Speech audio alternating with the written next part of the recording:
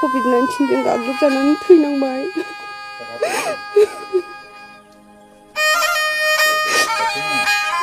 आसाम सरकार बिटिआर सरकारनाव कभिड-19नि 2 लाख रां मोनो होननायखौ एसे आसाम सरकार बिटिआर सरकारा अननानै अनसुंथाइ होयोबा मोजां जागौमोन। जों बिमा फिसा सानैल'सै गथ'सै। जोंहा दिनै जरसिं ब्रह्मआ 2 नं सालबारिनिमोन। मा खालामनो खाफाल गाज्रि हिसाबै कभिड-19जों जिउ गोमानानै थांबाय। दा बे जिउ गोमानायाव जोङो जाम्बा जाम्बि हिसाबै डाक्टार परिखाखौ मोजाङै ट्रिटमेन्ट लानो हायाखिसै। दा गथ' सासे थालांबाय, गरिब अबस्था। दा सरकारा जेनेथे एसे अननानै बेबस्थाफोर लायोब्ला एसे मोजां जागोन होननानै जों खावलायनाय थादों।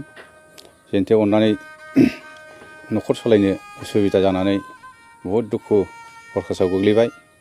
ओंखायनो बिथांनो एसे आसनिखौ गोख्रैयैनो थाब होयोब्ला मोजां जागोन होननानै खावलायनाय थादों जों सरकारनिफ्राय।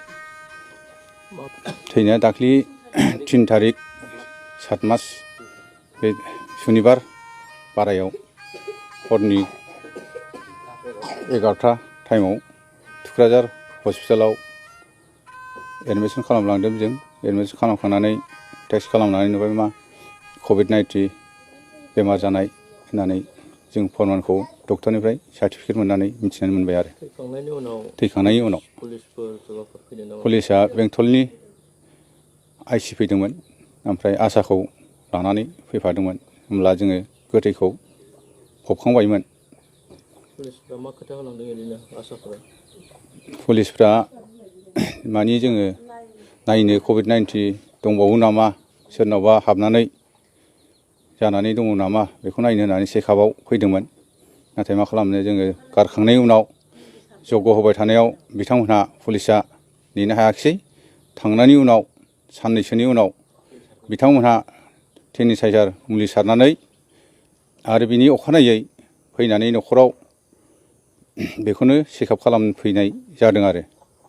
दा बे थैथारनायनि न'खराव बिमा आरो फिसाला सासेल'सै, सानैल' दं। सोलिनाया बहुद खस्थ'यैनो खामलासो मावनानै जायोमोन। दाथ' हा हु गैया, ओमफ्राय जा हा दङमोन दब्लायसे बिगासेल'। दा बिथाङा बेखौ थैनानै थांबाय। दा बिसिया माबोरै मावनानै जागोन आरो फिसाखौ माबोरै फोथांगोन, जोंथ' बेखौ अरायदिन नायबाय थानो हालिया। ओंखायनो सरकारनिफ्राय एसे आसन मोनोब्ला साबसिन जागोन होननानै जों रायजो राजानिफ्राय एसे खावलायनाय थायो आरो।